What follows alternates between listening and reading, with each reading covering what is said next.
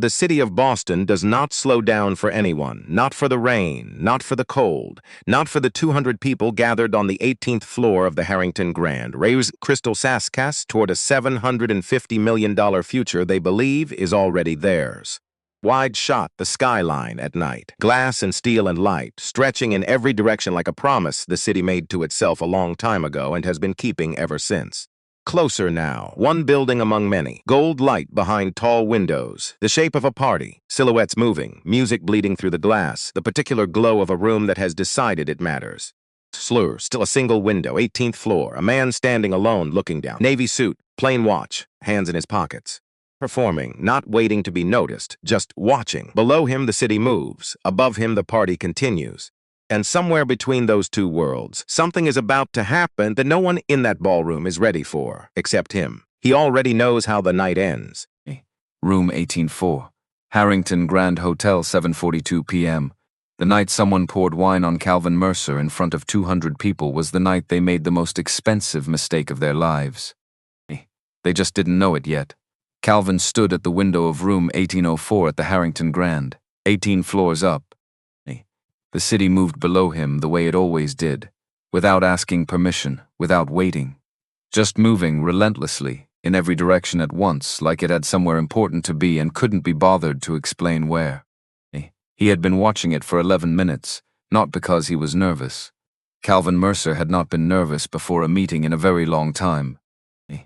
He watched the city because it was honest, because cities, unlike people, did not pretend to be something they weren't. They just were, loud and bright and indifferent and completely themselves. He respected that. On the nightstand, a single black card with a silver seal and a serial number in the bottom right corner.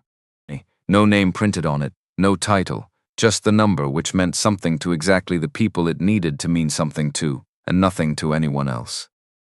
That was the point. He picked it up, put it in his breast pocket, then he picked up the watch. A Timex, plain face, worn leather strap replaced twice in 15 years because the watch itself had never needed replacing. It had belonged to his grandfather, Gerald Mercer, for 40 years before it belonged to Calvin. Gerald had worn it to work every single day, to the loading dock, to the overnight shifts, to the early mornings when the rest of the city was still dark and Gerald was already moving. Gerald Mercer had never been late once in his life, not once. Calvin fastened the watch around his wrist. Left hand, 2 fingers of space, never too tight. The way Gerald had shown him when Calvin was 7 years old and had asked why Grandpa always wore the same watch when other men wore nice ones.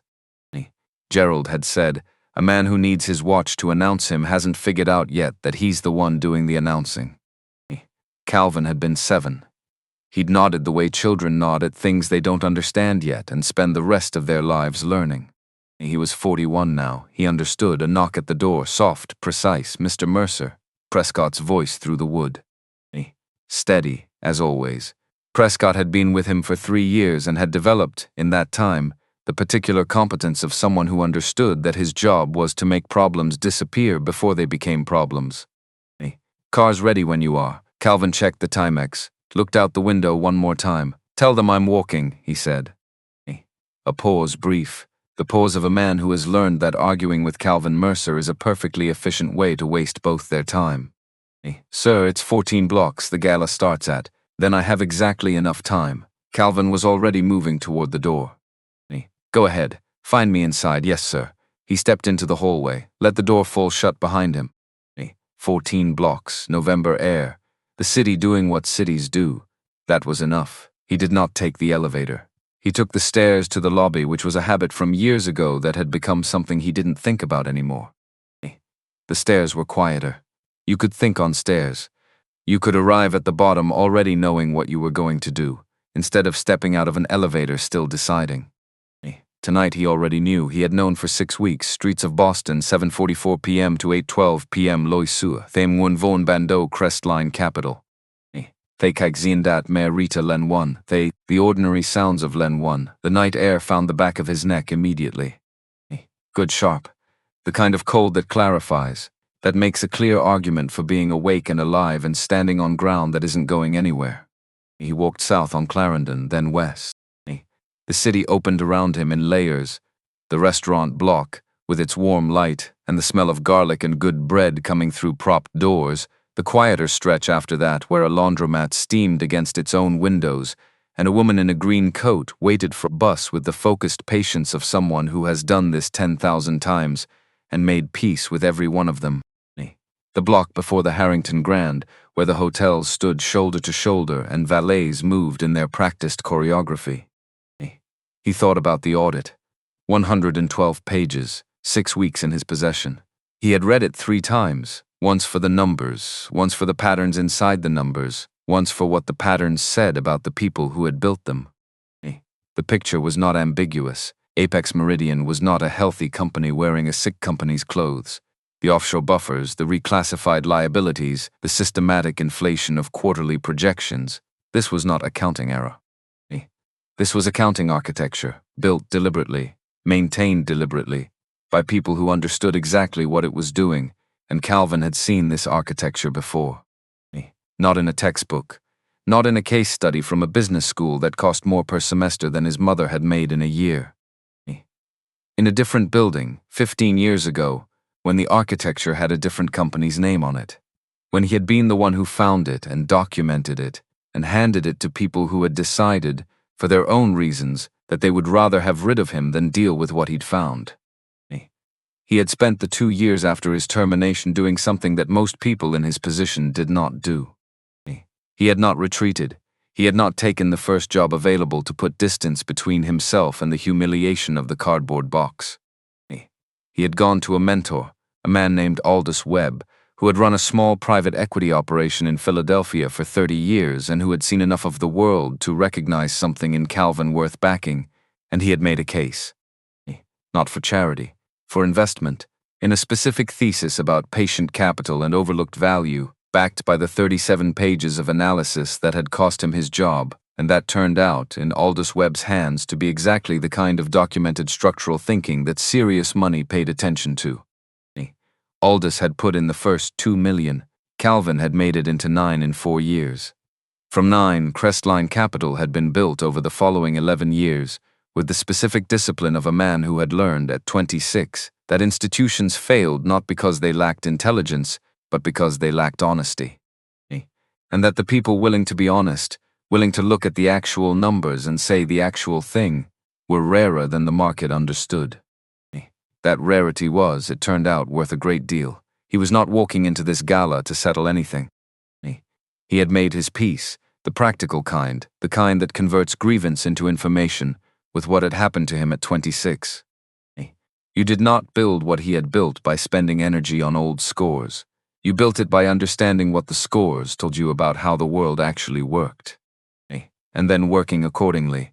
He was walking into this gala because of 3,000 people.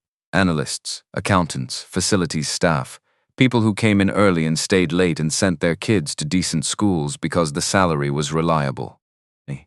People who had no idea that the company beneath their feet had a foundation someone had been quietly patching for years, and who deserved, not as a matter of charity but as a matter of basic accountability, to have someone paying attention to what happened to them when the foundation stopped holding.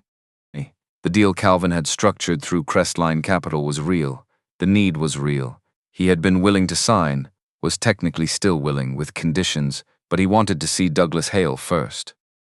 In person, without the architecture of boardrooms and attorneys and prepared remarks. Just 2 men at an event, one of whom didn't know the other was watching. Call it due diligence.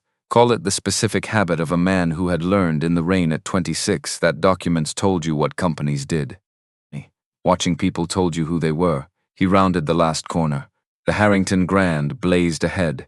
Gold light through glass doors, valeters in their practiced rush, the murmur of an orchestra warming up somewhere inside. Women in evening gowns, men in tuxedos, the particular energy of a room that had decided it was significant. Calvin straightened his collar. Walked through the front entrance. Harrington Grand Ballroom, 8:14 p.m. to 9:31 p.m. The security guard's name tag said Jerome.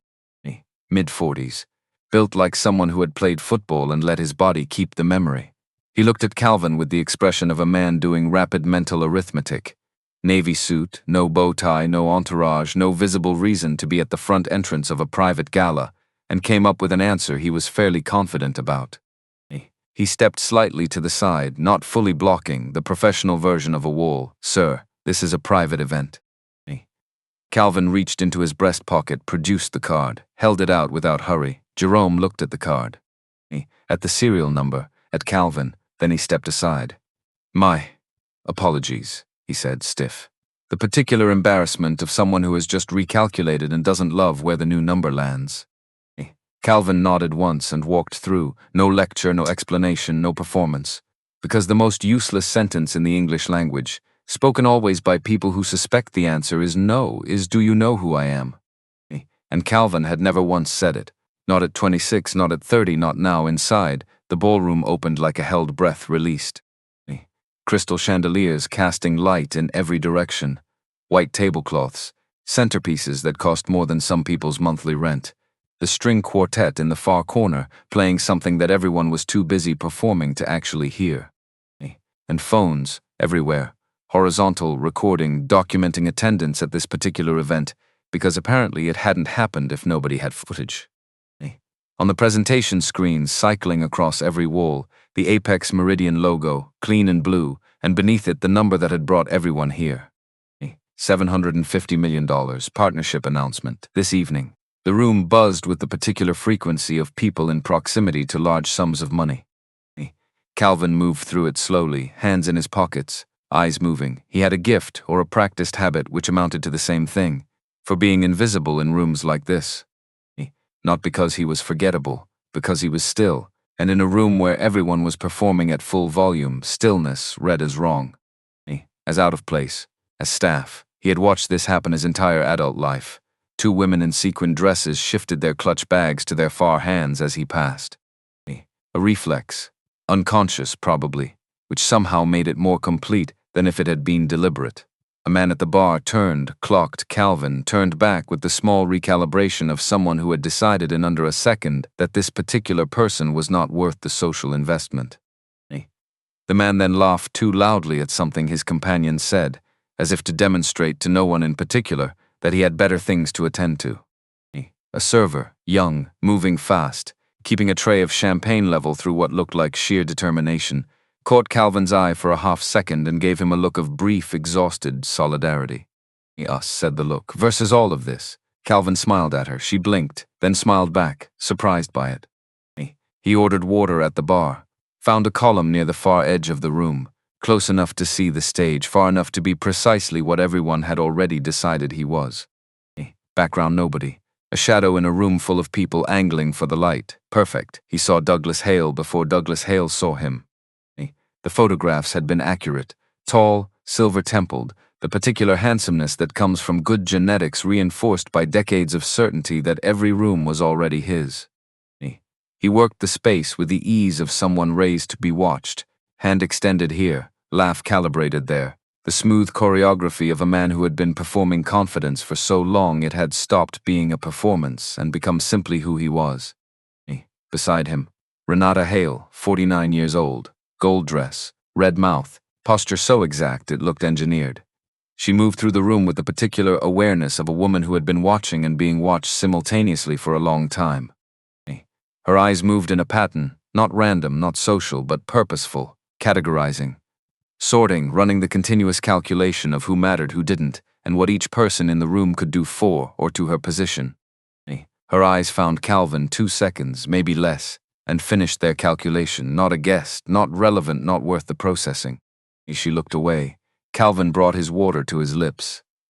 There it is, he thought, not angrily, just clearly. The way you acknowledge a fact that you had hoped would be different and are not surprised to find unchanged.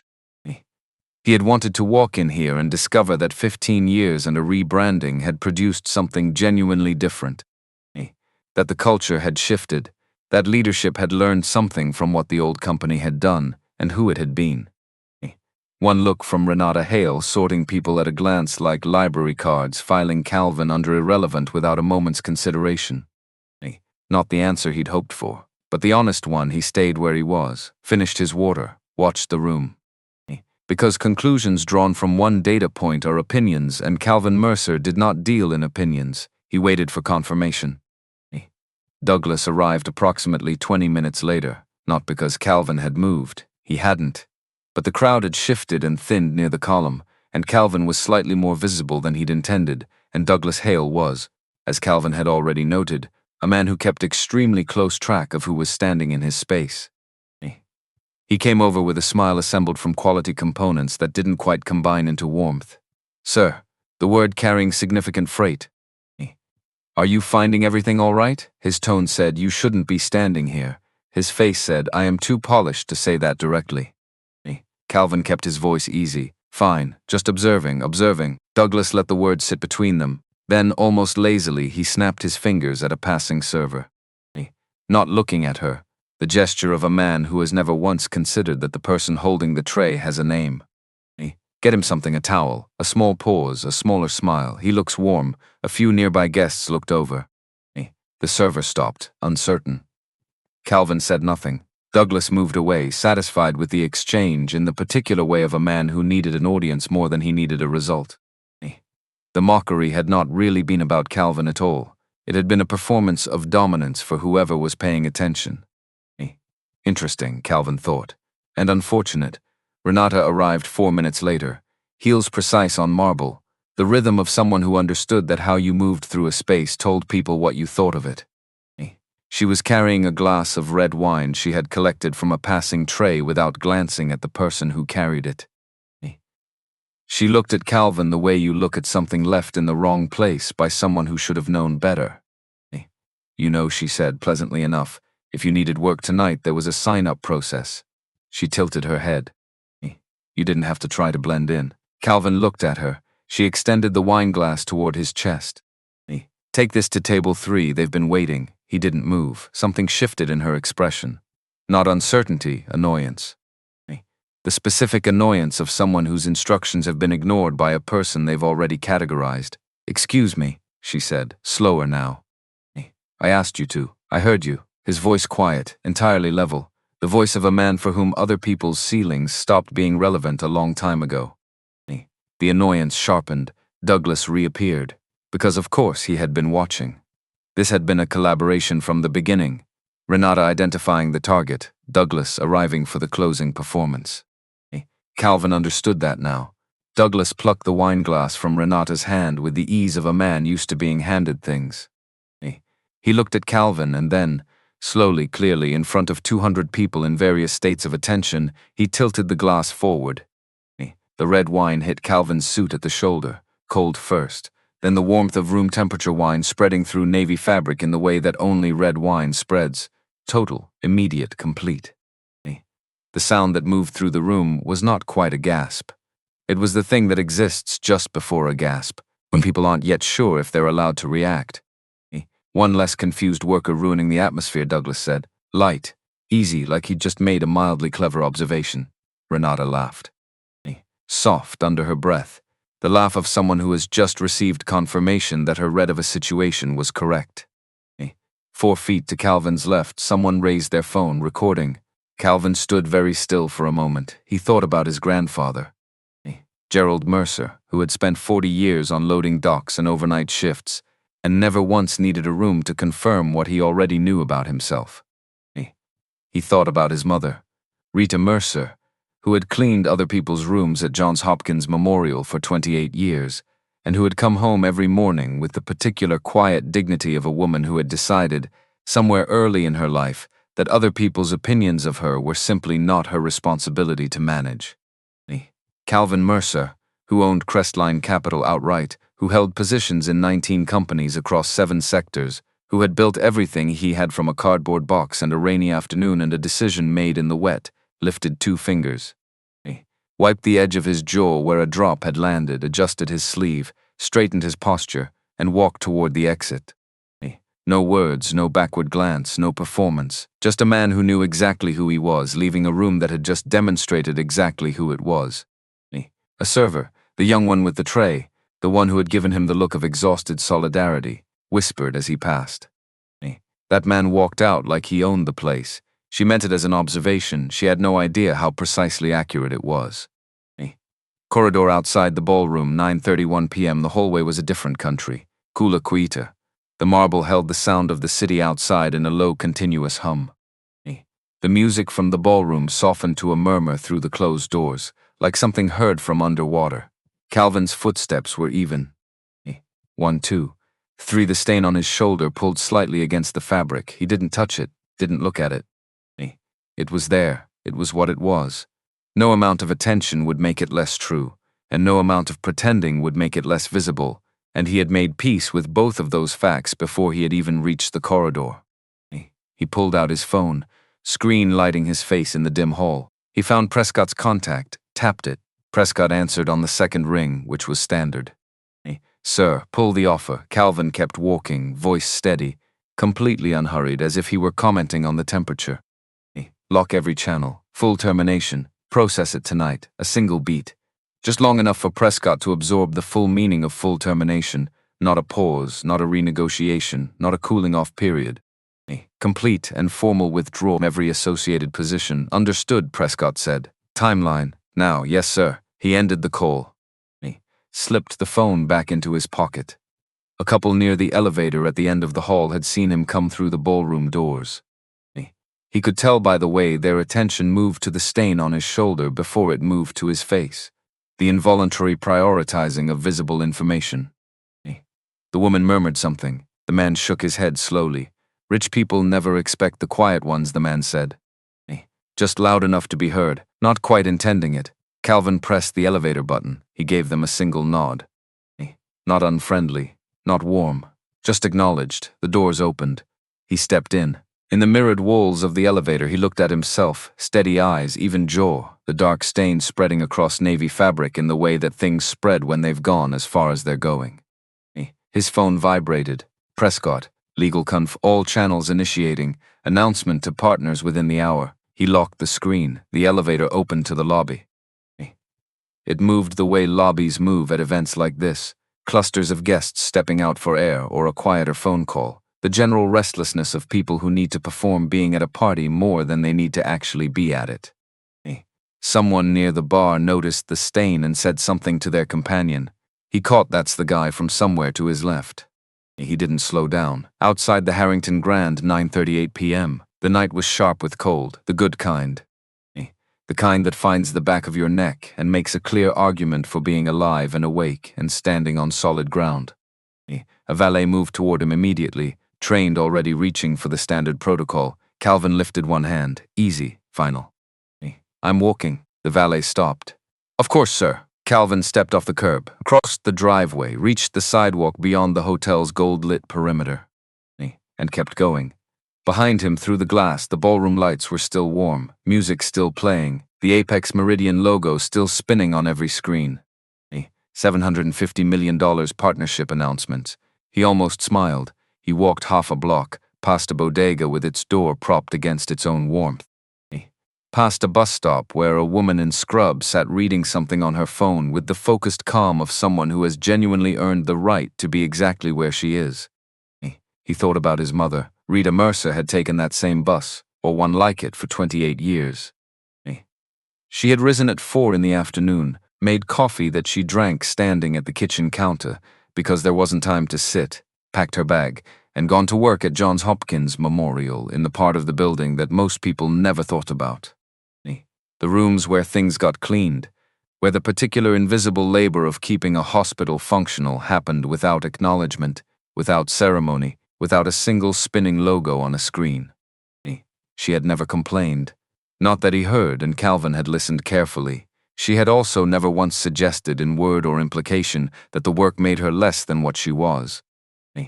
She had been Rita Mercer, completely, durably, without apology, whether she was in her uniform or her Sunday clothes or the gardening clothes she wore on Saturday mornings, when she moved through her small backyard with the particular ownership of a woman in the one space that was entirely hers.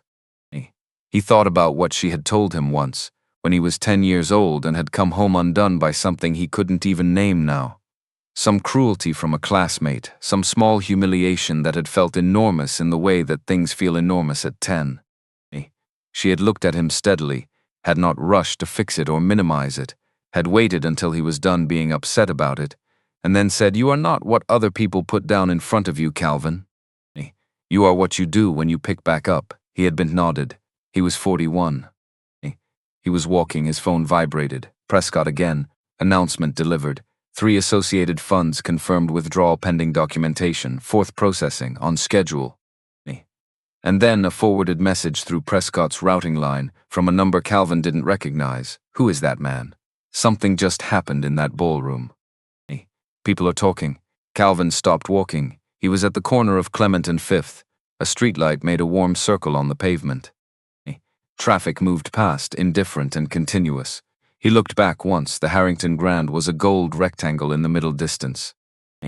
Even from here, or maybe especially from here, he could see something different in the quality of light through the windows.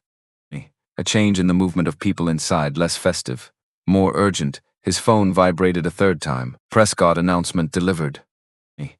Also, someone was filming tonight. A journalist, apparently. She was in the room. Calvin read that twice. A journalist. He hadn't accounted for that. It didn't change the decisions. Everything was already in motion. Channels locked. Withdrawal underway, the legal mechanism turning steadily forward like something that had been wound tight for a very long time and finally released. But a journalist meant a different clock, a faster one, a clock that other people would be able to read. He stood another moment on the corner. The city moved around him the way it always had. Without asking, without waiting, without arranging itself around any individual person's need for things to pause. A couple laughed across the street. A car played music too loud for 9:38 on a weeknight. A window lit up on the 4th floor of a building across the way. Someone arriving home or waking up, or simply deciding the dark had gone on long enough.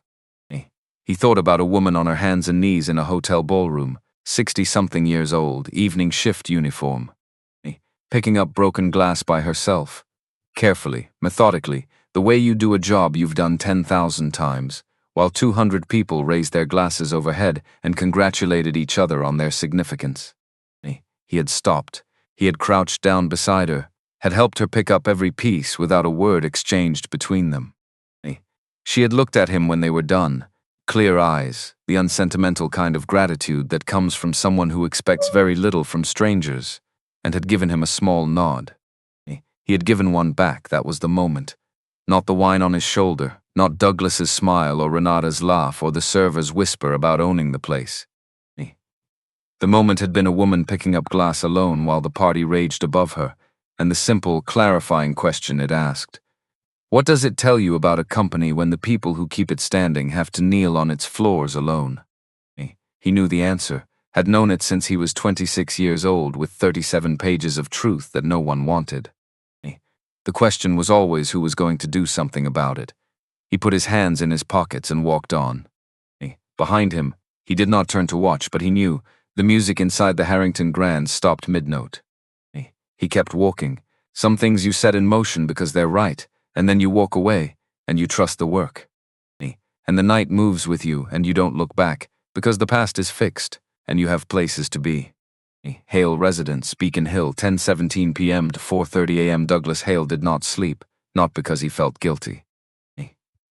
Guilt requires a particular kind of self-awareness that takes time to build, and Douglas had spent 52 years constructing very effective walls against self-awareness. Walls that looked like confidence, walls that looked like leadership, walls that looked like a gold-trimmed ballroom and a $750 million deal, and a wife in a gold dress who knew exactly how to make a room feel like it belonged to them both. He didn't sleep because his phone wouldn't stop. It started at 10:17 p.m. A text from his CFO, 3 sentences, each shorter than the last, as if the situation were burning off the man's capacity for complete thoughts. Then his COO, then 2 board members in quick succession, their messages carrying that specific quality of alarm that people produce when they understand something is wrong but not yet how wrong. By midnight, Douglas had 43 unread messages and a scotch he'd poured at 11 that he still hadn't touched. By 1 a.m., Apex Meridian's after-hours stock movement had been flagged by 2 financial monitoring services. By 2 a.m., the clip had been viewed by 900,000 people. By 3 a.m., 3 board members had called his personal number. One had left a voicemail that Douglas listened to once, and then set his phone face down on the kitchen island, as if putting distance between himself and the device might put distance between himself and what was on it. By 4 a.m., 2 board members had resigned. Not by call, by email. The particular cowardice of resignation by email, the way it allowed the sender to avoid the sound of another person's voice receiving bad news, had always irritated Douglas when other people did it. He sat at the kitchen island in a white dress shirt with the collar open. The island was white marble, kept spotless by a woman who came on Tuesdays and Thursdays, and whose name Douglas could not at this moment have produced under any pressure.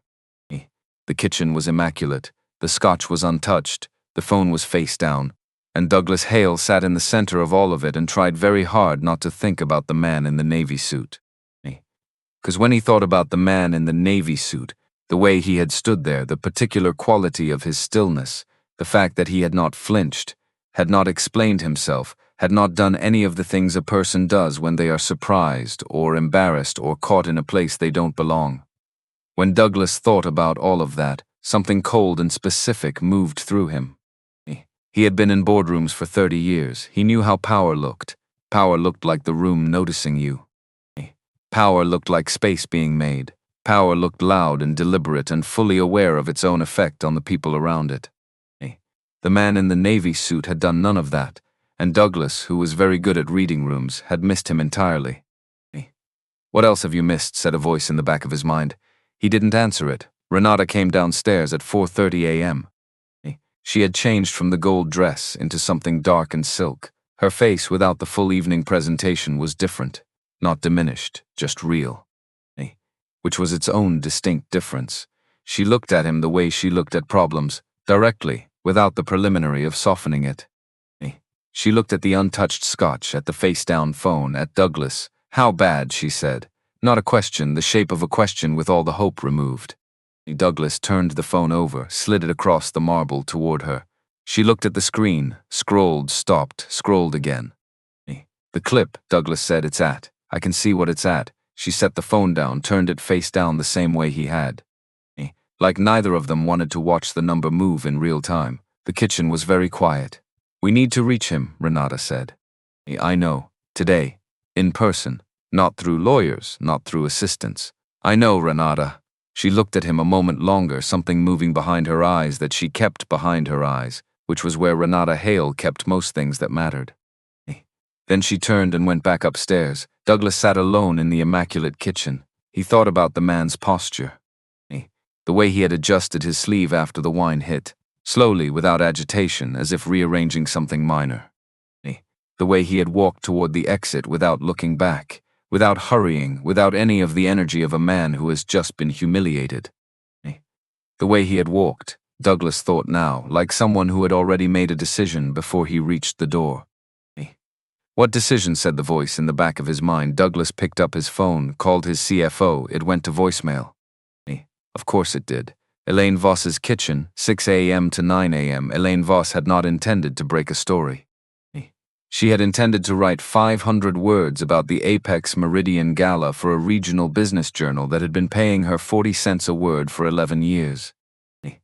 She had attended 300 events like it, had drunk bad champagne at 250 of them, had watched wealthy people congratulate each other on their wealth at all 300 without finding any of it worth more than the standard half-column treatment. But 38 seconds of video had a way of reorganizing your sense of what constituted a story. She was at her kitchen table at 6 a.m. with her reading glasses on and her third coffee going cold beside her laptop. 17 browser tabs open. The clip sitting in the center tab paused at the frame where Calvin Mercer wiped his jaw with 2 fingers before adjusting his sleeve. The clip was at 1 million views, which meant that by the time most people on the eastern seaboard finished breakfast, it would be pushing 2. Her caption had been simple. She had written it at 11 p.m., slightly shaken, still at the table in the ballroom, surrounded by the noise of whatever had just broken loose around her. She hadn't tried to be profound. She had just written what she'd seen, because that was the job. Watched something tonight I can't stop thinking about. They poured a glass of wine on him. He walked out like the building was his. Maybe it was. Her inbox had 231 new messages. In 31 years of journalism, Elaine Voss had never had 231 messages before sunrise. She read through them with the methodical attention of someone who had learned, over 3 decades, that the signal is always buried inside the noise, and the noise is always louder, and the only way through is patience. Most were reactions, outrage, solidarity, the specific collective anger of people who recognize something they've experienced themselves. This happened to my husband.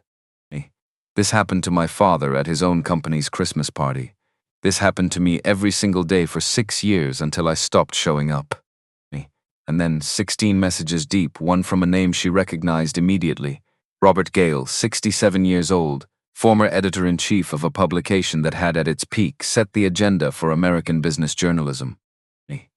Semi-retired now, or so he said, though what that meant in practice was that he had traded the editorial chair for a byline and was currently writing a series on systemic bias in American corporate culture that had been quietly accumulating an audience among readers who had stopped believing the subject was being covered honestly. She and Robert had worked together for 4 years, 20 years ago. She had been a junior reporter. He had been the editor who read her copy as if it mattered, which was rarer than it should be. They had stayed in loose contact since. The occasional email, the annual lunch when he was in Boston, the particular professional warmth of two people who respect each other's work without needing to be in each other's lives. His message was 5 sentences. Elaine, I've been following the clip since midnight. I think you may have filmed the moment I've been trying to find for 2 years. I know something about that invitation card. Call me. She called him before she finished reading it. He answered before the second ring. The serial number on that card, he said, without greeting, without warm-up, because Robert Gale had always treated time as the genuinely finite resource it was. I had a source pull the guest manifest for principal partner invitations. There are 6 names on that list. I've placed 5 of them from the event photographs. A deliberate pause.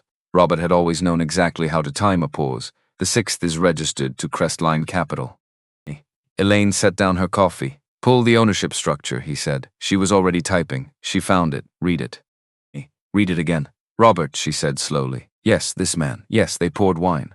On, yes, Elaine, the kitchen held that for a moment.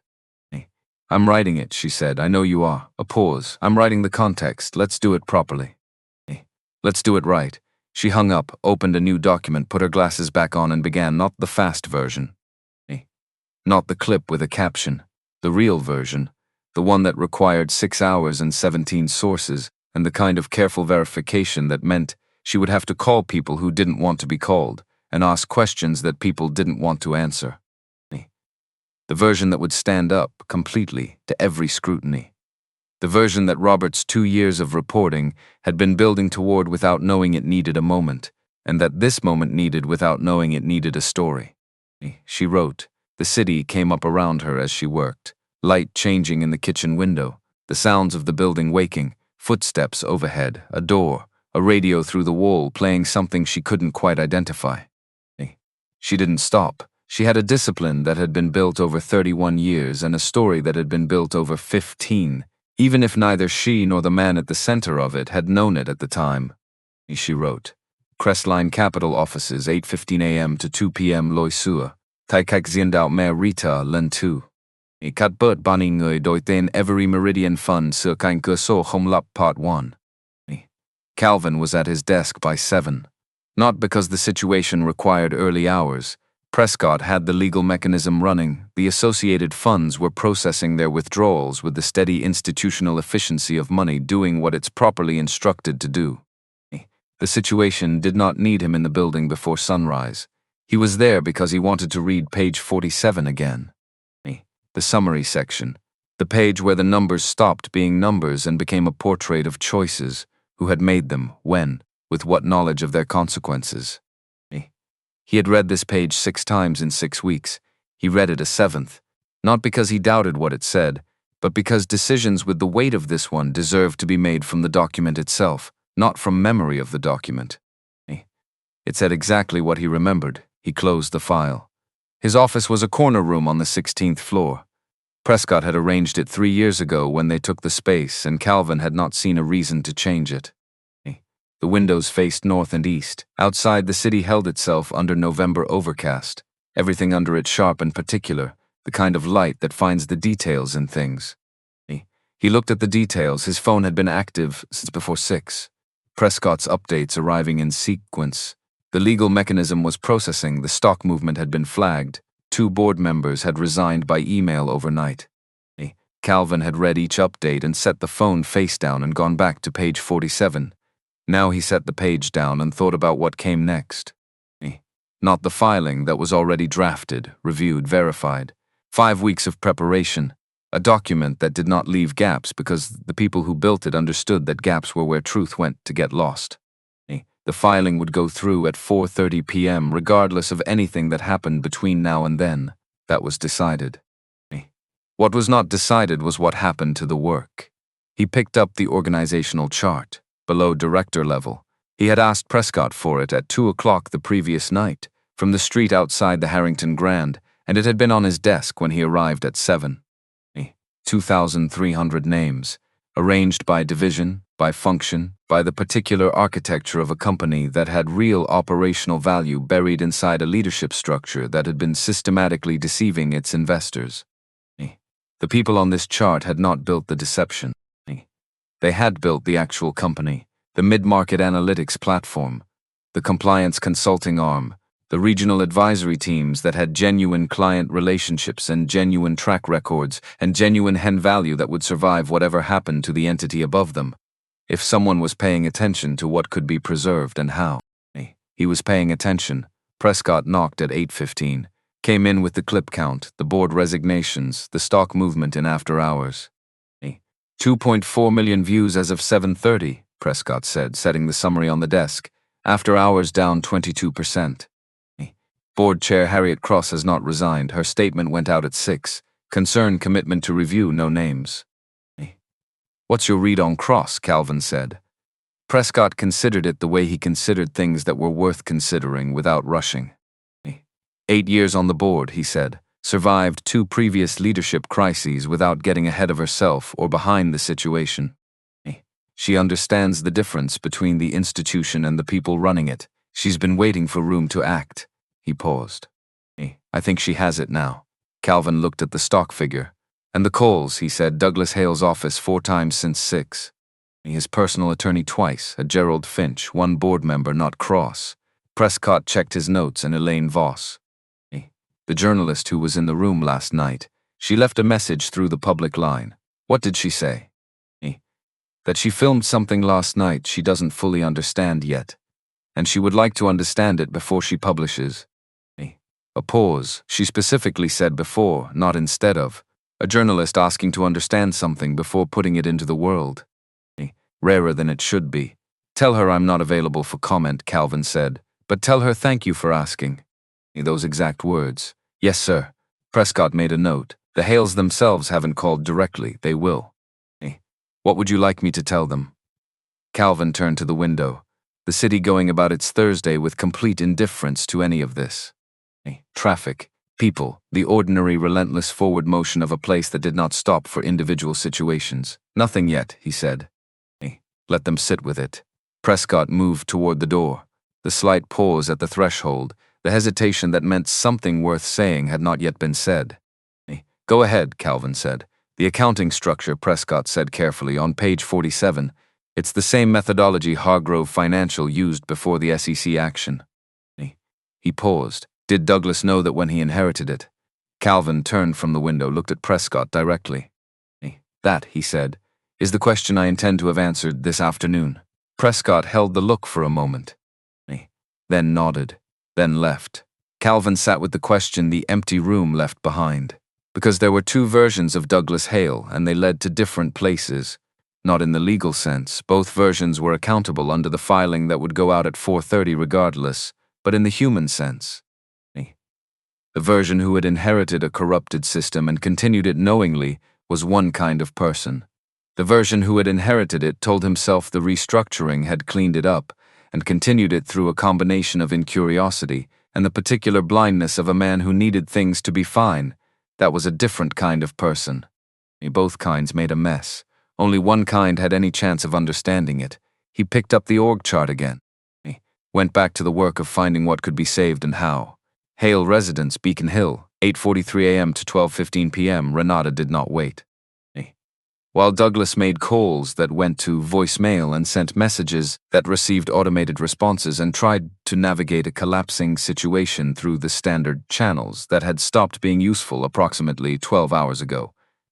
Renata sat in the study on the second floor with her laptop and her reading glasses, and the particular focused energy of a woman that information is the only currency that loses value, that never loses value regardless of what the market does.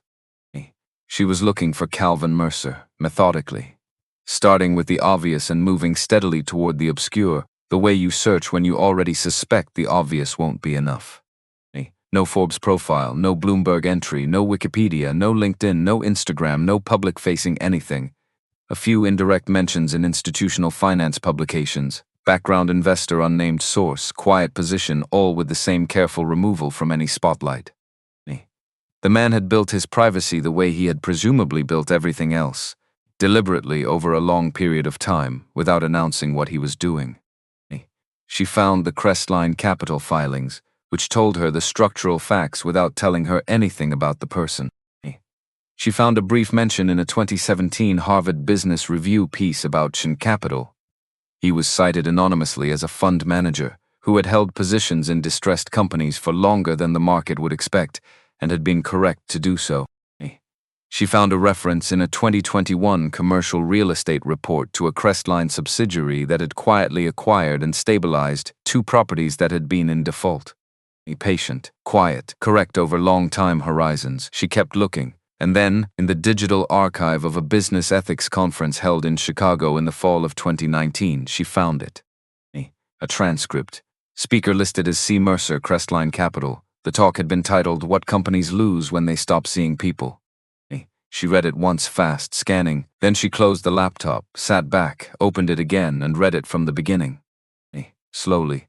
The way you read something when you realize, part way through, that it is going to require your full attention.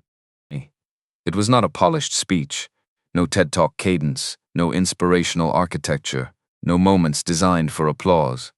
It was direct in the way that things are direct when the person saying them has stopped trying to make the thinking comfortable for the audience and started trying to make it true. He talked about the invisible cost of disrespect in corporate cultures, not the legal liability, not the reputational risk. The human cost, the accumulated weight of small moments, the eye rolls and the interrupted sentences and the names not retained and the contributions attributed to someone who hadn't contributed, that hollowed out people who could have made organizations extraordinary. He talked about it not as a social issue, but as a business failure, a structural one, the kind that didn't show up on any quarterly report until it was too late to address. He said, "The most expensive thing a company can do is make its people feel like furniture, not because of what they'll say when they leave, because of what they stop doing while they're still there. You lose that, the discretionary effort, the creative investment, the belief that the work matters, and you lose everything eventually. You just won't see it on this quarter's numbers. You'll see it in 3 years, or 5, when you're trying to understand why everything that should have worked didn't." Renata read that paragraph twice. Then she sat very still. There was a woman she had spent a significant portion of her adult life not thinking about directly. Her mother, Vera Kowalski, born in Lorain, Ohio, raised in a part of it that didn't appear in travel guides, who had cleaned other people's houses for 32 years and taken the bus to do it regardless of weather, who had worked holidays and covered for sick colleagues and kept meticulous notes about each family's preferences because Vera Kowalski believed that doing a job meant doing it completely. Who had given Renata literally everything, the clothing, the application fees. The first semester's tuition, scraped from a savings account that must have taken years to build, handed over without ceremony, without conditions, without anything except the quiet certainty that her daughter was going somewhere and deserved the resources to get there. Renata had gotten there. She had gotten so far there that she had, somewhere in the journey, stopped being able to look directly at where she'd started. Not from shame, she had always told herself. From pragmatism, you go forward, not back. You build, not remember, you become. She had become. She looked at her hands, the manicure, the ring that had cost more than her mother had made in 2 years. the silk sleeve of a dressing gown that Renata had selected carefully because it signaled to anyone who knew what to look for exactly the right things about exactly the right life. She thought about a man in a navy suit crouching on a ballroom floor. She had been 6 feet away. She had seen it, had registered it, had processed it through her standard filter and filed it under doesn't understand the room and moved on. She had been looking for Douglas at the time, or looking for someone worth talking to, or looking for the next thing that needed managing. She had not stopped, she had looked away, and she had not, until this moment, sitting in this study with this transcript open on her laptop, fully looked at what that meant. She had looked away from a man helping an old woman pick up glass, because it had seemed like the behavior of someone who didn't know where they were or what was expected of them. And the man in question had turned out to know exactly where he was, and she had turned out to be the one who didn't know what was expected. Her phone buzzed on the desk. Douglas, from downstairs. Gerald says we need to go to him directly, in person. Today. She looked at the message for a long moment, then she typed back. I know. She closed the laptop. Took off her reading glasses. Sat another moment in the quiet study, while the implications of the morning assembled themselves into something she could look at directly. Then she got up, went to get dressed, because some reckonings you go toward. Even when every instinct you've spent 30 years building tells you to manage the situation from a safe distance instead. Hale residence, Beacon Hill, 12:40 p.m. to 2:15 p.m. Loisur. Doiten every meridian fund, thang Harlow institutional equity. Then Brid Douglas to Kogoi Dorothea sang part 3. Suosongai taika ko thang wenti kaingai nyat guan. The call from Savannah came through at 12:40. Douglas was in the kitchen. The study had gone too quiet, which made his own thoughts too loud, and the kitchen at least had the ambient hum of the city outside to fill some of the silence. He had made 4 calls that morning. 3 had gone to voicemail. 1 had connected and then been worse than voicemail.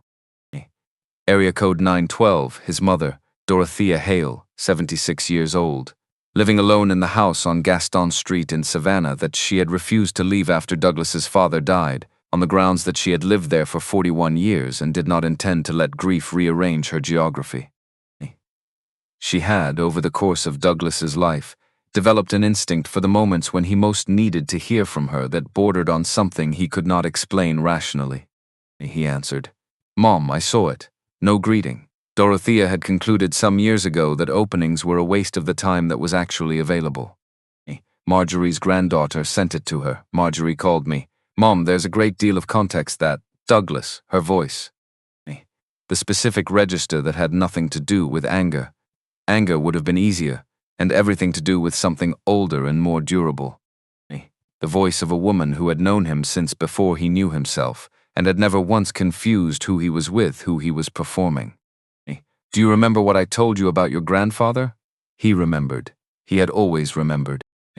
Edmund Hale, who had worked as a porter for 21 years, who had carried other people's luggage through lobbies that were not designed to see him, who had done it with a dignity so complete it had apparently required no external confirmation to sustain itself. Your father saw what that cost Granddad, Dorothea said. Not the work. The work was honest work and your grandfather was proud of it. But the being looked through, the way certain people communicated without a single specific word, that Edmund was useful but not quite. She paused. Let the unfinished sentence be the sentence. Your father told me once it was the thing he was most ashamed of witnessing. That he had seen it happen and had not known then how to make it stop. Douglas said nothing. He made me a promise, Dorothea said, after we were married, after he had his own money, after the rooms started organizing themselves around him instead of looking through him. He promised me he would never make another person feel the way Edmund had been made to feel. She paused. He kept it for a while, and then the years went by, and the company grew, and keeping promises got more complicated than he'd expected. And he forgot. The kitchen was very quiet. I'm not calling to make you feel worse, she said. You already feel worse. I can hear it in your voice, and I've known your voice for 52 years. I'm calling because I need you to understand something before you go fix this. A breath, and you are going to go fix this, Douglas, because you are my son and I did not raise you to let things stay broken that your hands can reach. I know, Mom. The problem is not the clip, she said. The problem is not the stock price or the board resignations or whatever Gerald Finch is telling you to say in your statement. The problem is that you looked at a man last night, a stranger, a man you knew nothing about, and you decided in the space of a few seconds that he was worth less than the room. She paused. That decision didn't come from nowhere. That came from years of small decisions that nobody made you account for, including me. Another pause. I'm accounting for it now. Douglas closed his eyes. Fixing last night, Dorothea said. Without fixing what produced last night, that's painting over rot. Your father did that. I watched him do it. I'm asking you not to. Okay, Mom, Douglas said. His voice came out differently than he'd expected. The way things come out differently when the performance has finally run out of material. Okay, Dorothea said. Go. And Douglas. A final pause, the particular quality of a woman selecting her last word carefully. Go as yourself, not as whoever you've been in that building. She hung up. Douglas sat with the phone in his hand until the screen went dark. He looked at his reflection in it, small, darkened, the reflection of a man sitting in an immaculate kitchen that someone else kept immaculate, and who had never, not once, thought about what that said about him. He thought about his grandfather, Edmund Hale, carrying bags, smiling at people who did not smile back because they had decided, without thinking about it very hard, that the man carrying their bags was a function rather than a person. And Edmund, according to every story Dorothea had ever told, carrying himself through all of it with the unshakable quality of someone who had decided, long before Douglas was born, that other people's estimations of him were simply not his responsibility to manage. Douglas had always admired that story. He had never, until this moment in this kitchen, considered what it meant that he had become one of the people in it. The thought sat with him. He let it. Because Dorothea had said go as yourself, and he needed to know, before he walked out this door, which self he was going as. Not the polished version, not the version that had walked into a ballroom last night with a wife in a gold dress and $750 million about to happen. The self underneath that, the one his mother had raised, the one Edmund had in some indirect but real way shaped. He sat with it for 11 minutes. Then he stood up, went to the foot of the stairs. Renata, a pause. Then her voice, already steady in the way it got when she had made a decision. I'm ready. He picked up his coat. They left the house at 1:15 p.m. The drive was 22 minutes. Neither of them spoke, not because there was nothing to say, but because the things that needed saying required the room they were going to, not the car. Renata looked out the passenger window. Douglas drove. The city moved around them in its standard indifference, offering no opinions on any of it. At 2 p.m., Nina put the call through. Mr. Mercer, she said through the intercom, there are a Douglas and Renata Hale in the lobby. No appointment. They said they'll wait. Calvin looked up from the org chart. How long have they been there? 43 minutes, sir. He considered that. 43 minutes with no appointment and no certainty of being received. Not the behavior of people who had come to negotiate. The behavior of people who understood they had no negotiating position left and had come anyway. Tell them I'll be down in 10 minutes, he said. Yes, sir. He set the org chart aside, put on his jacket, rode the elevator down. The lobby was marble and the quiet efficiency of a building that worked. Douglas stood near the entrance, coat still on. He looked like a man who had been performing a version of himself since 6 in the morning and had run completely out of the resources for it. Not broken, but stripped, which was different. Stripped, in Calvin's experience, was the more useful condition. Renata stood slightly apart from him. Not distantly, in her own space with her own thoughts, which told Calvin something important. She had not come here only as Douglas's support structure. She had come here as herself, with her own things to account for. Calvin stopped a few feet from them. He looked at Douglas, then Renata. Mr. Mercer, Douglas said. The voice that was left after the polish ran out. We're here because I know why you're here, Calvin said.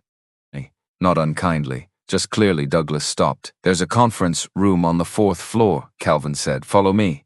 He turned and walked to the elevator. Behind him, Douglas exhaled, the specific exhale of a man who had braced for a wall and found a door instead. And Renata said something quiet to Douglas, and Douglas answered in a register too low to catch. The elevator opened.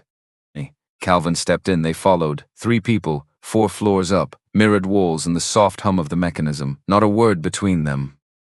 because some conversations are too important for hallways, and the room was waiting.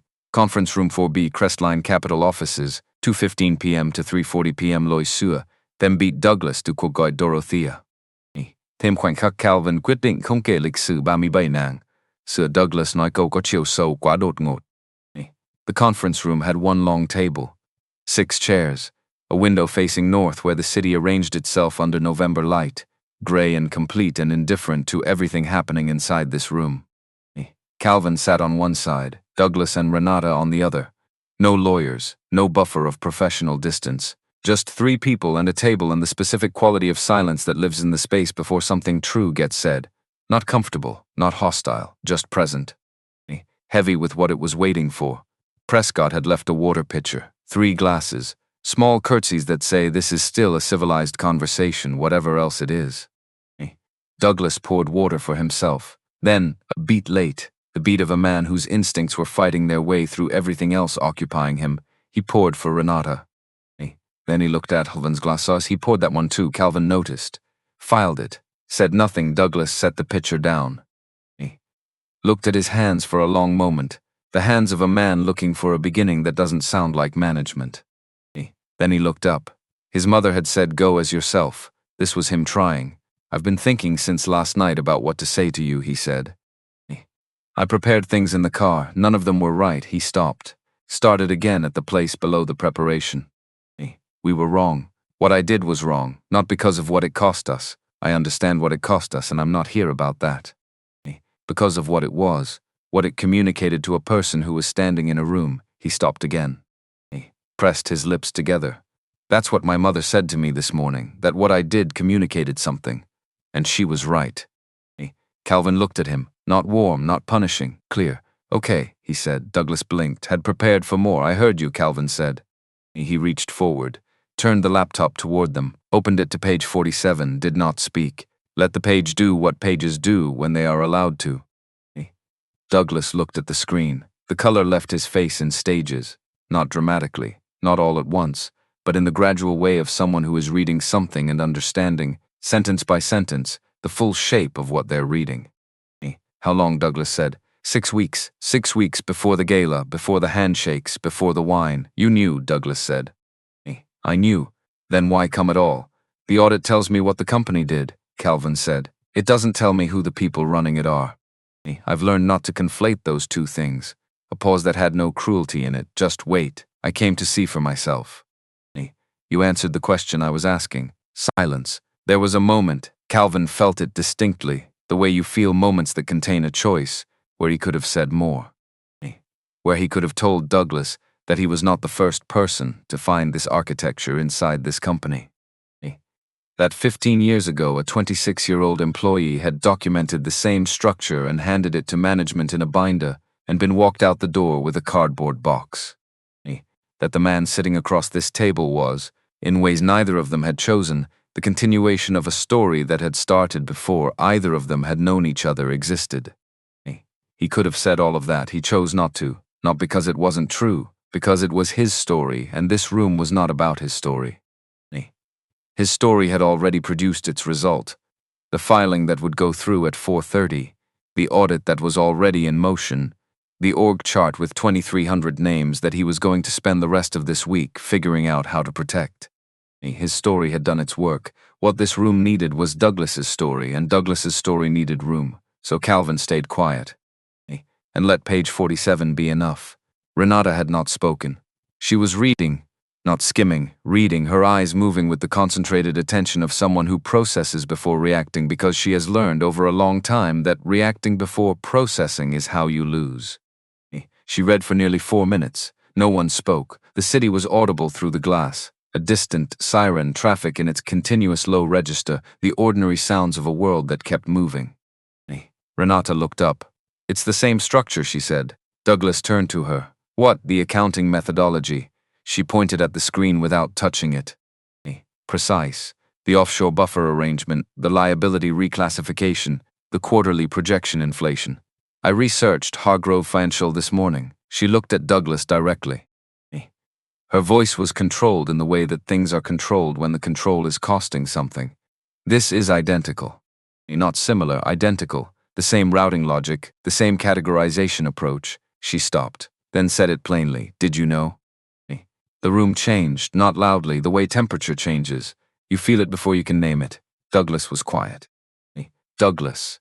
Her voice broke on the second syllable, just slightly, just enough to make it real. Did you know that what you inherited was the same structure that triggered the SEC investigation?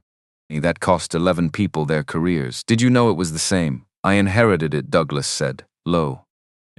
The voice of someone who has been running from a specific answer for a specific number of years and has just reached the end of the road. I told myself the restructuring had addressed it.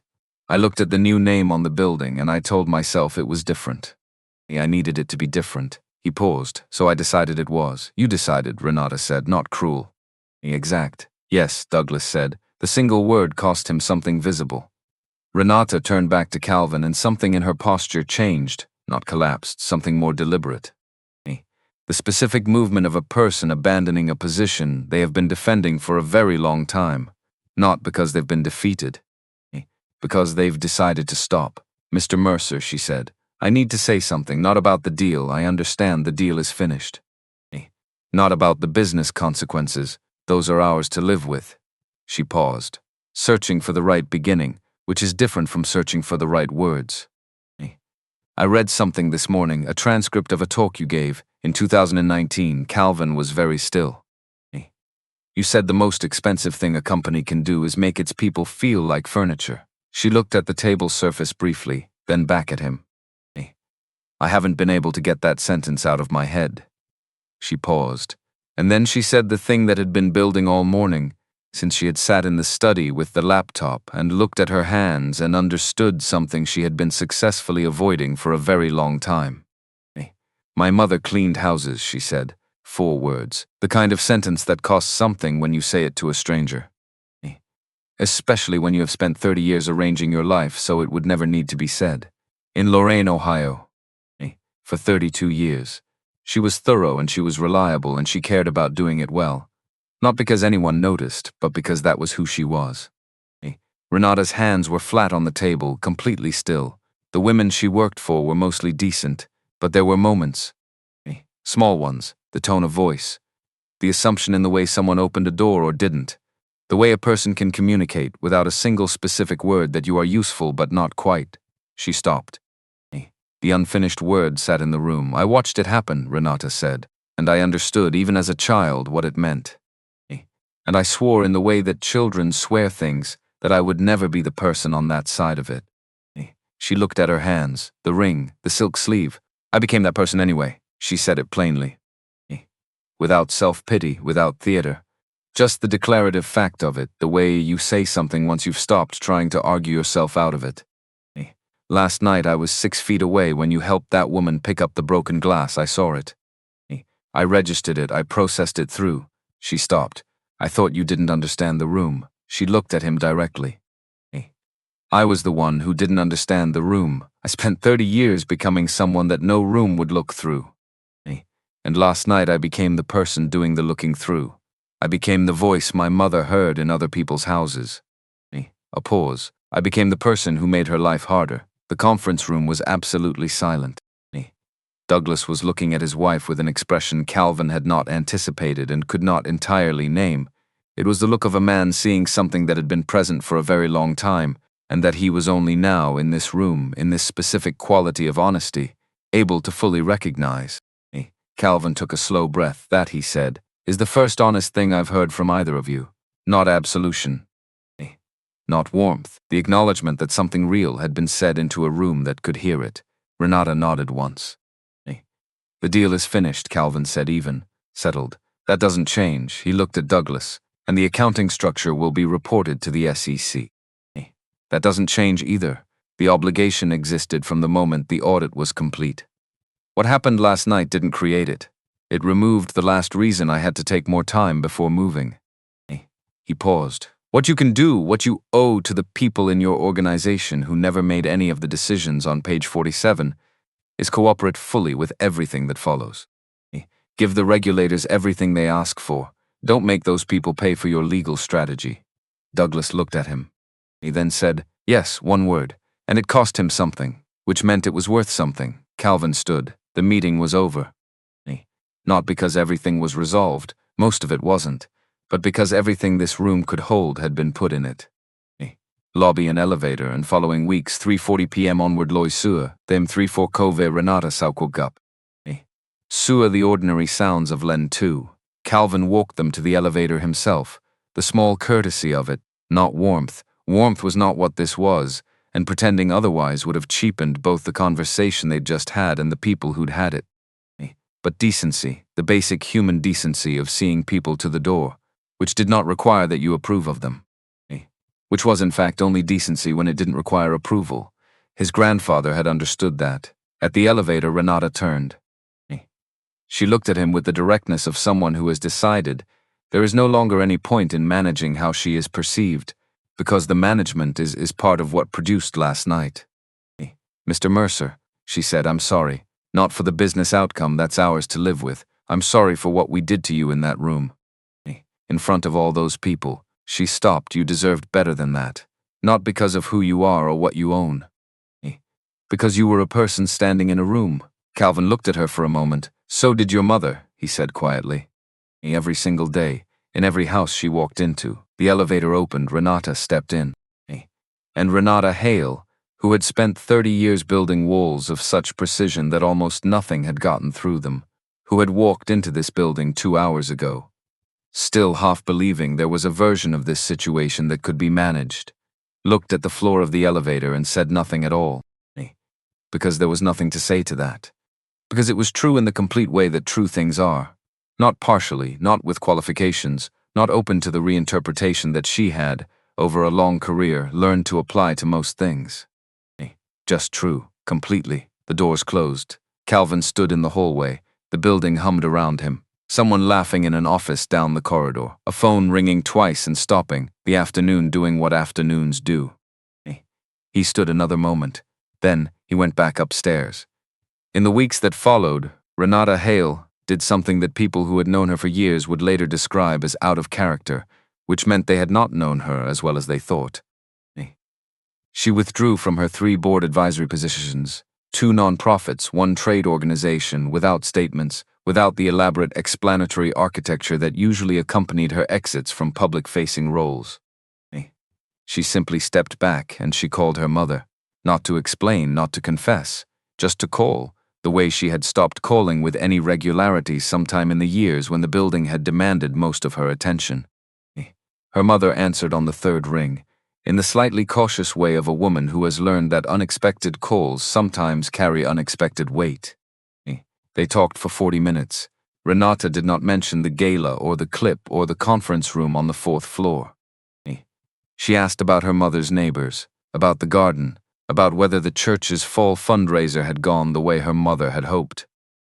Small things, the kind of things that had always been there, waiting in the years when Renata had been too busy becoming someone else to call about them. Her mother did not ask what had prompted the call. She was, Renata understood, a woman who knew better than to question a good thing when it arrived. Crestline Capital Offices, 3:55 p.m. to 6:30 p.m. The SEC filing went through at 4:30 p.m., 114 pages. 41 exhibits. The full accounting structure of Apex Meridian Corporation, the offshore buffer arrangements, the liability reclassification methodology, the systematic inflation of quarterly projections, the specific authorization chain that made clear, beyond any reasonable interpretation, that these were not errors or oversights but decisions made by people with full access to their consequences. Calvin's legal team had been preparing it for 5 weeks. Every detail sourced, cross-referenced, verified. The kind of document that does not leave gaps because the people who built it understood that gaps were where the truth went to get lost, and they were not in the business of losing truth. Prescott brought the receipt confirmation to Calvin's desk at 4:47. Filed and received, he said. Time spent confirmed. Calvin looked at the confirmation page. Read it once, set it down. Good, he said. He meant it in the fullest sense of the word. Not good as relief, not good as satisfaction, good as the specific recognition that a thing which was right had been done, which was its own complete reward and required nothing added to it. Prescott hesitated. In 3 years, Calvin had come to understand Prescott's hesitations precisely. This particular one, the slight pause at the doorway, the breath held just slightly longer than normal, was the hesitation of a man who had a question he wasn't certain was within his professional scope to ask. Go ahead, Calvin said. The filing was always going to happen, Prescott said carefully. You had the obligation from the moment the audit was complete. Last night didn't create it. He paused. Did last night change anything about what you were going to do or when? Calvin considered this with the genuine attention it deserved. The filing was always coming, he said. The deal was always contingent on the audit being clean. Which it wasn't. He turned slightly toward the window, November light going amber at the edges as the afternoon moved toward evening. What last night changed was what I knew about the people, which is information, useful for decisions that are still ahead. The 3,000 employees, Prescott said. That's the question. You've been looking at the org chart since 2 o'clock. I know what I've been looking at. Prescott allowed a small silence. Then, what are you seeing? Calvin turned back from the window. He picked up the org chart. Looked at it the way he had been looking at it for the past 2 hours. Not at the structure, which he had already mapped completely, but at what the structure implied about where the damage was concentrated and where it wasn't. The irregularities on page 47 required specific authorization, he said, C-suite and senior partners. The accounting methodology was designed at that level and implemented through systems that the people below director grade didn't have access to and wouldn't have understood even if they did. He set the chart down. 2,300 people below director level had nothing to do with it. They showed up. They did the work. They kept the machine running. He paused. They didn't pour the wine. Prescott was quiet for a moment. Is there a path, he said. I've been trying to find one since last night. He had.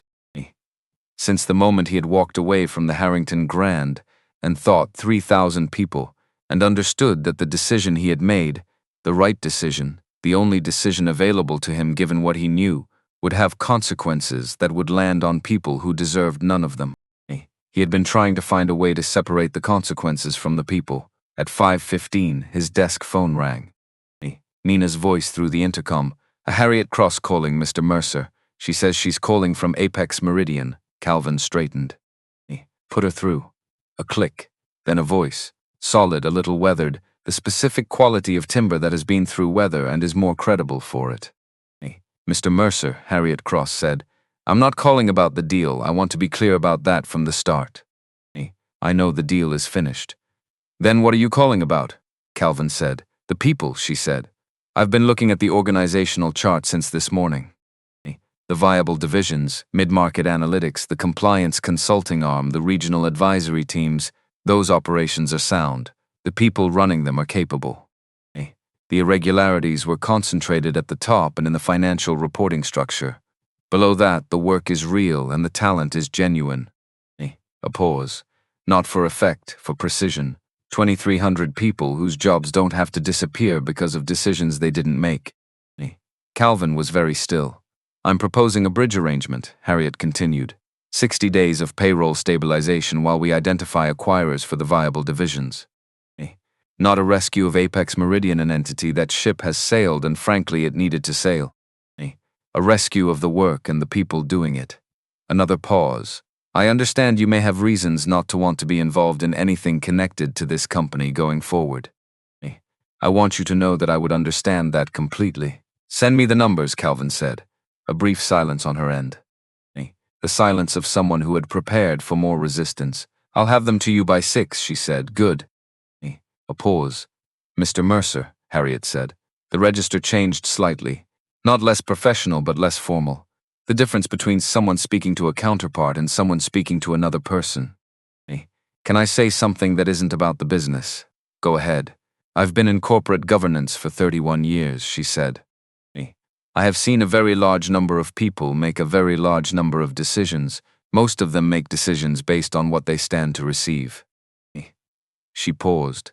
You're looking at an org chart of 2,300 people who don't know your name, who will never know what you're considering doing for them or why. And you're still considering it.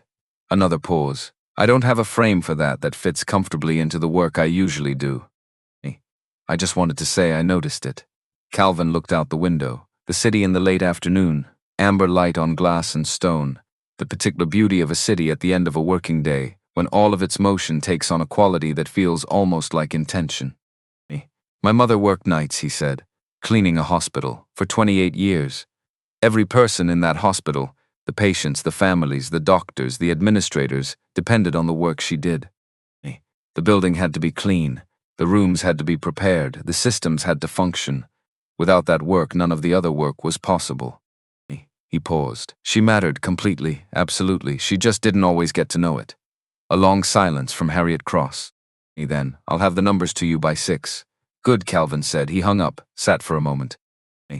Then he picked up the org chart again and started marking it. Carefully, methodically, the way he did everything. Identifying the divisions, the teams, the specific clusters of work that could be separated cleanly from the structure that was going to fall. Finding the parts worth saving, finding the path. Because the path was there. It was always there, if you looked long enough and carefully enough, and were willing to do the work of finding it rather than declaring it didn't exist. At 6:02 the numbers arrived from Harriet Cross. He read them thoroughly, ran the analysis twice, checked the assumptions they were sound. He picked up the phone Boston various locations following weeks Loy Sua so ngai thang 29 ngai nat kwan. Tem chi tiat zai tik kwang chong 1517 ngai chuk hi bai bao Elaine dung, te the ordinary sounds of Len 3. Kat burt bangin ngui suong kon 3 len and tuan chuan. Apex Meridian Corporation filed for restructuring on a Tuesday. 29 days after the gala, which was measured against the company's actual internal condition, not particularly fast. The foundation had been compromised for years. The filing was not the cause of the collapse, it was the acknowledgement of one. The moment when a structure that had been quietly failing stopped performing soundness and simply became what it had been for a long time.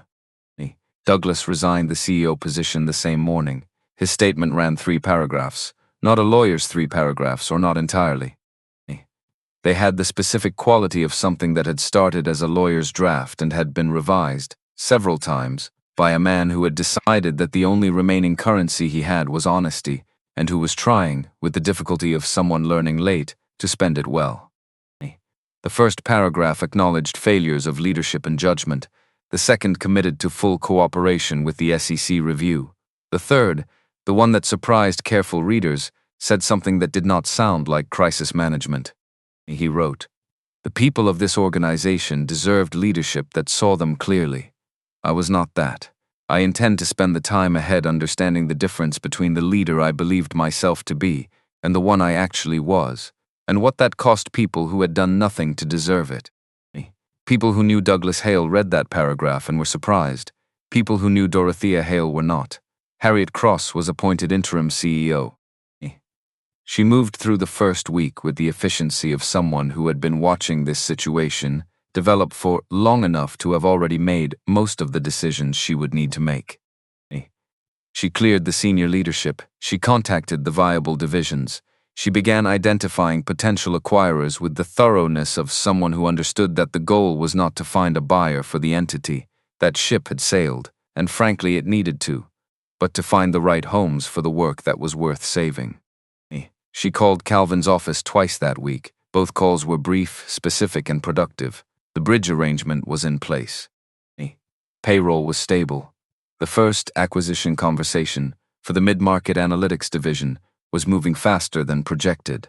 The people who came to work every day that week did not know the full shape of what was happening around them, which was normal. People worked inside structures being remade all the time without knowing it.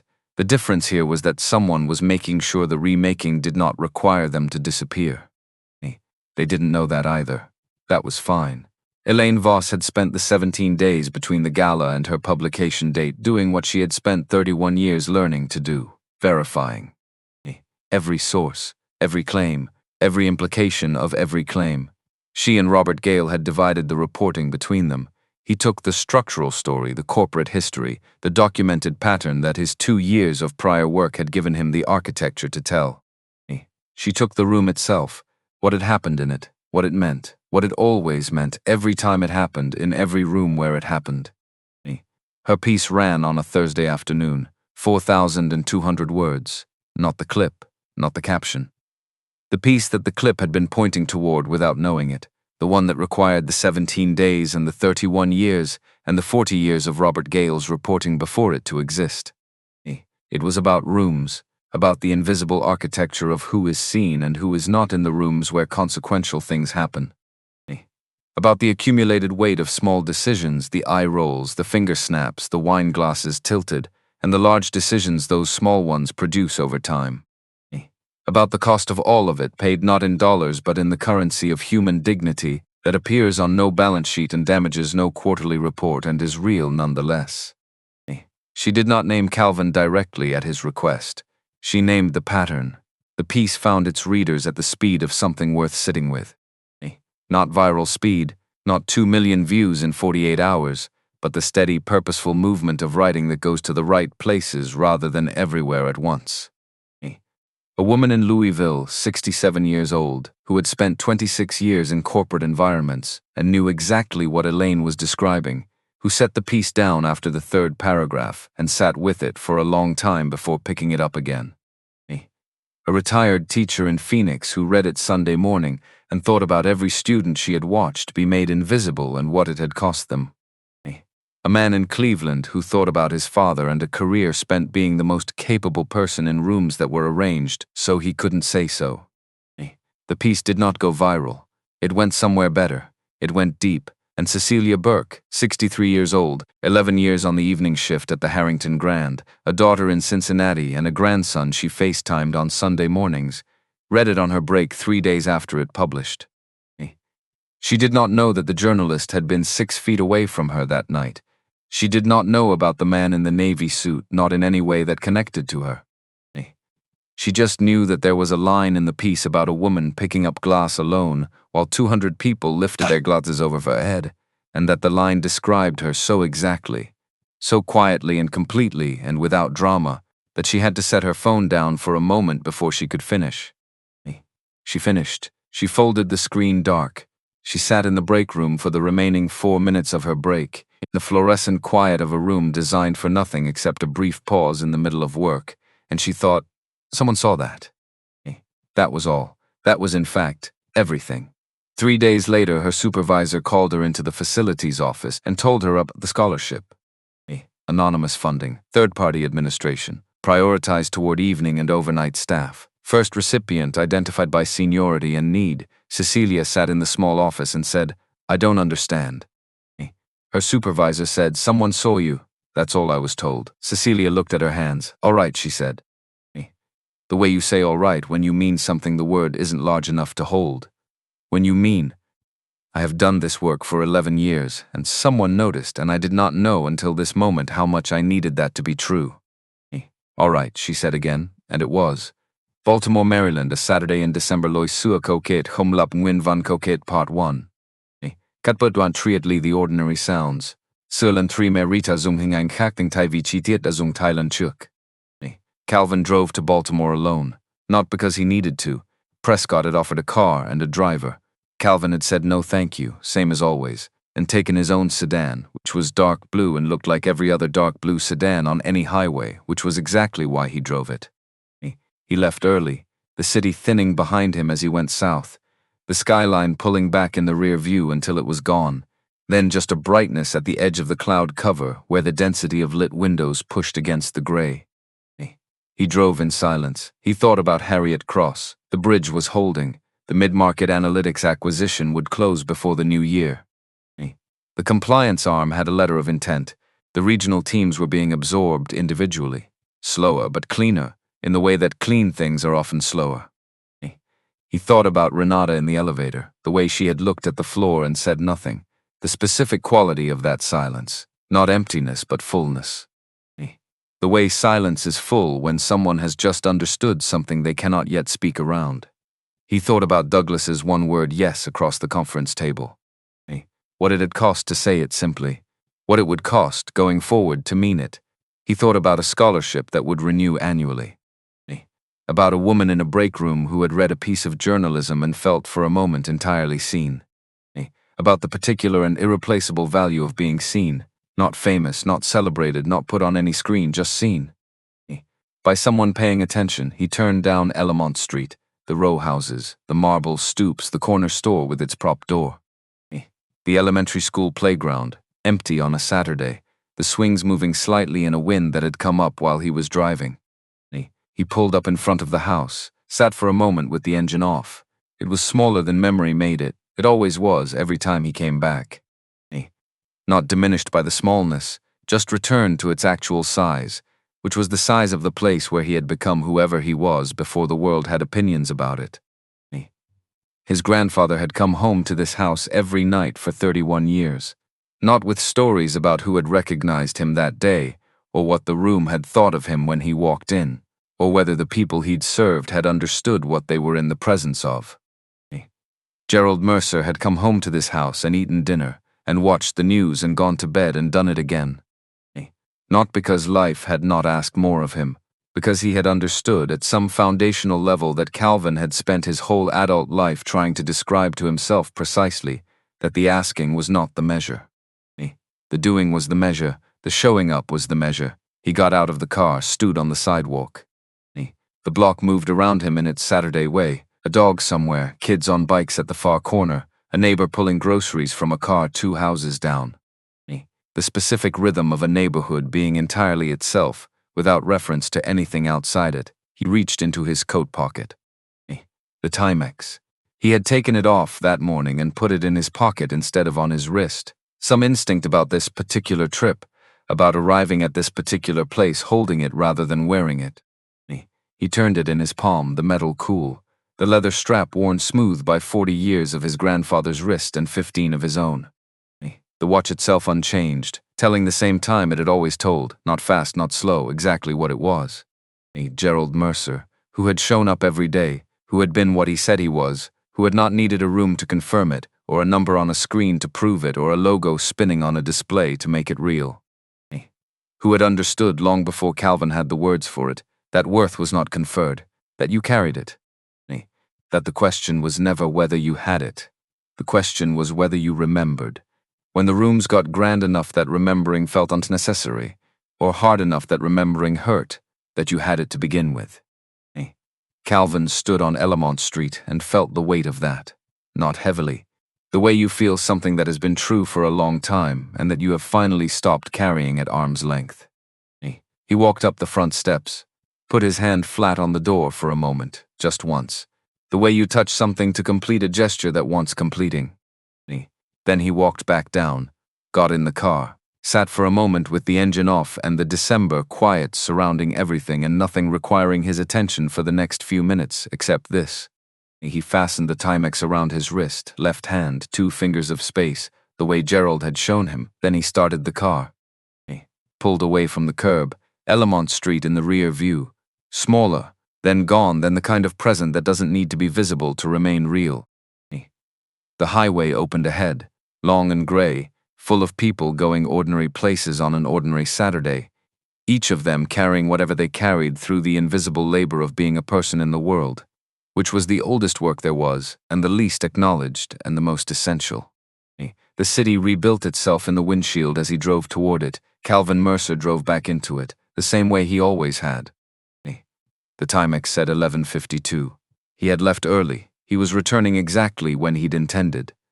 Which was, when he thought about it, the only kind of punctuality that had ever mattered. Not the punctuality of clocks, but the punctuality of a life that arrived, consistently, at the things it had promised itself it would. Gerald Mercer had understood that now, finally and completely. So did he.